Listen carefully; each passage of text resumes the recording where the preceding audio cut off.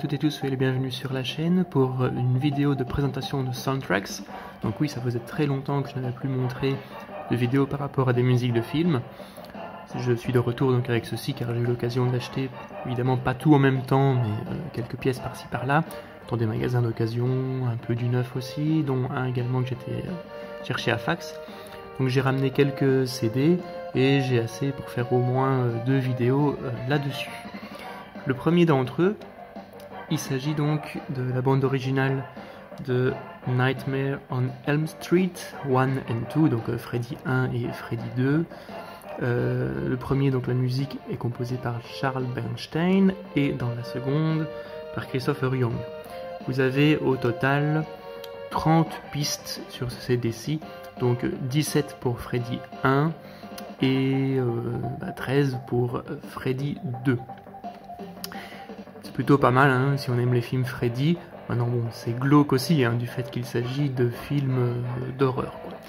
Mais voilà, j'aime bien et puis je l'avais eu pas trop cher en occasion celui-ci, donc content de l'obtenir. Le second, c'est un grand classique que j'ai eu aussi d'occasion.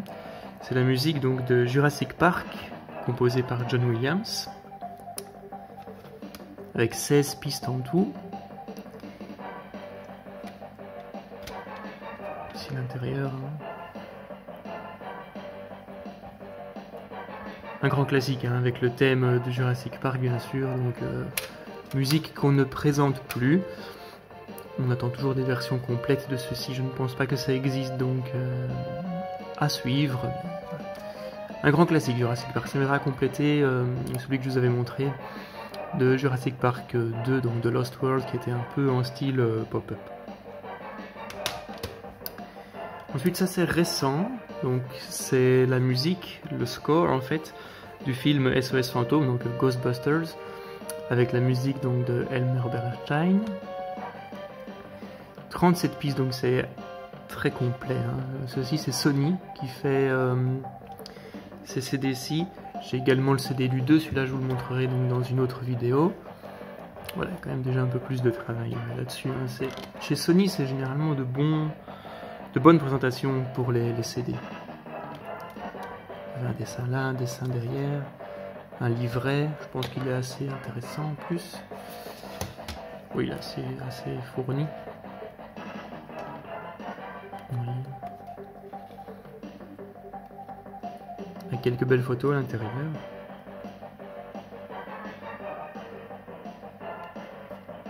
Grand classique hein, cette composition. J'attends d'avoir donc celle de Afterlife. Bon, elle ressemble beaucoup à celle-ci, mais c'est pour au moins compléter les 3 Ghostbusters en soundtrack score. J'ai aussi réussi à mettre la main sur le Various du Ghostbusters 2 en occasion, mais celui-là je vous montrerai aussi une prochaine fois.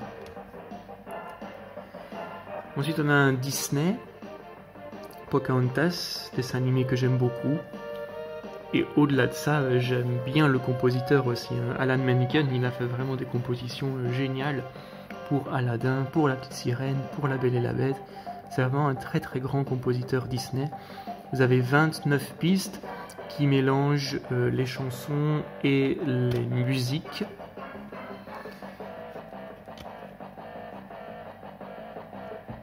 Voici, plutôt pas mal. Regardez le livret. Comment il est. Voilà, quelques petits dessins.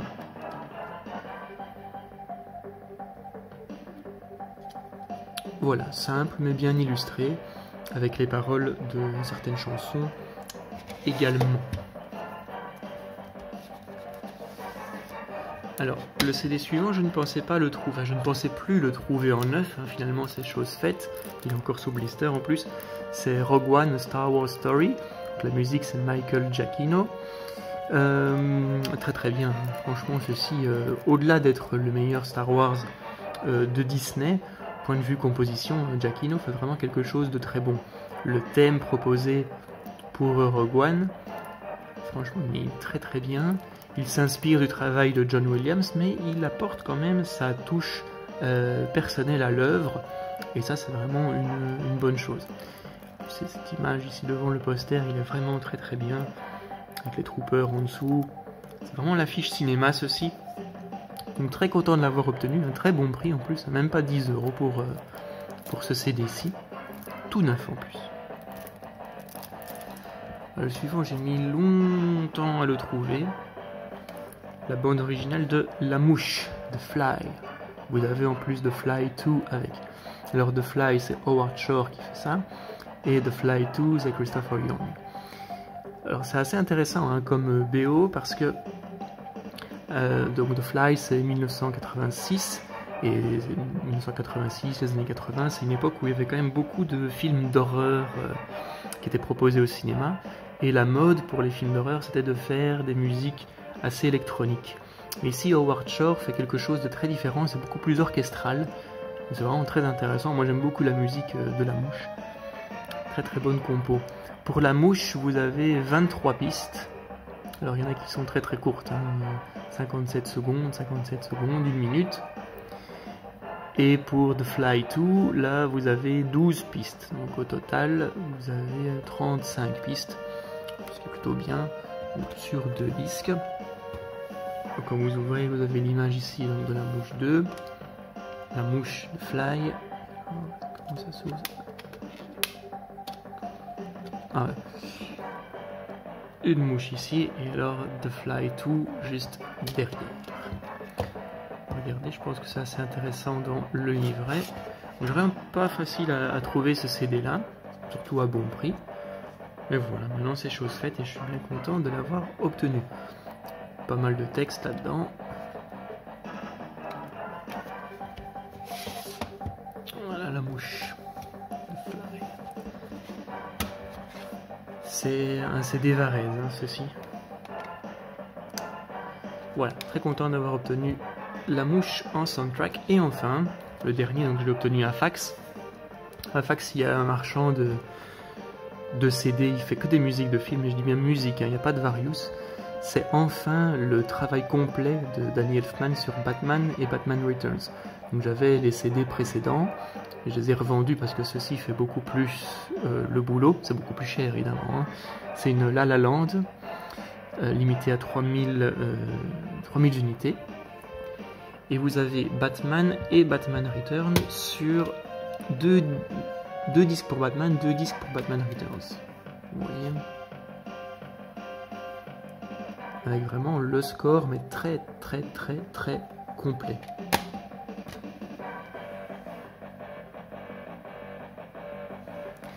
Et à l'intérieur, donc vous avez le livret qui reprend la pochette du CD simple, on va dire, de Batman, et du CD simple de Batman Returns. Et quand on ouvre, donc il est très épais, ça c'est toujours le cas chez La La Land. Vous avez donc plein de choses là-dedans, des textes, avec des photos. On nous décrit également chaque piste.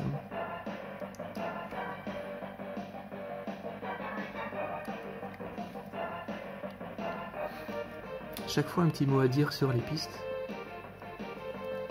La fameuse Batmobile. Voilà, donc au total, pour le premier disque Batman, vous avez 30 titres. Vu qu'ils arrivent au second, le second en fait c'est l'album qui a été remis au goût du jour, du moins dépoussiéré point de vue son, le tout premier album qui était sorti dans le commerce, avec des bonus. Et là il y a 27 pistes, donc 30, 27, au total vous avez 57 pistes pour Batman premier du nom. Oh non, pardon, il y a 29 pistes, j'ai rien dit, 29, donc il y a quasiment 60 pistes, 59 pistes en tout. Batman Returns, même chose.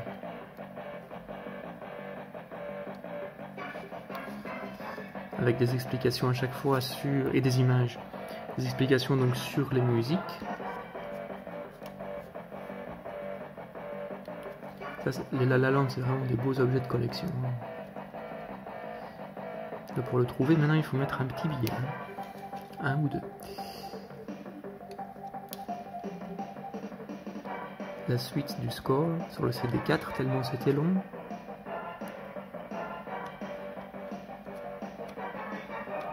Voilà. Et ici vous avez tout qui est résumé. Donc comme je disais, 30 titres pour le premier CD Batman, le second CD 29 titres, le disque 3 donc c'est 21 titres, plus le disque 4 17 titres, avec le tout dernier Super Freak de Rick James, une version plus Batman Returns là-dedans. Donc très content d'être tombé sur ce CD-ci, enfin, moi qui aime bien Danny Elfman et qui aime bien en plus les Batman qu'il a fait, je suis très content. Donc nous avions Batman en complet, La Mouche 1 et 2, Rogue One, Pocahontas, Ghostbusters, Jurassic Park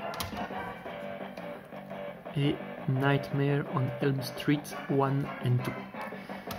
Voilà, donc comme d'habitude, j'espère que cette vidéo vous aura plu. N'hésitez pas à mettre un pouce bleu, à la commenter, à la partager. Et si tout le contenu pop culture de la chaîne vous plaît, n'hésitez pas à vous abonner à la chaîne. Moi je vous dis à bientôt et à une prochaine vidéo. Ciao!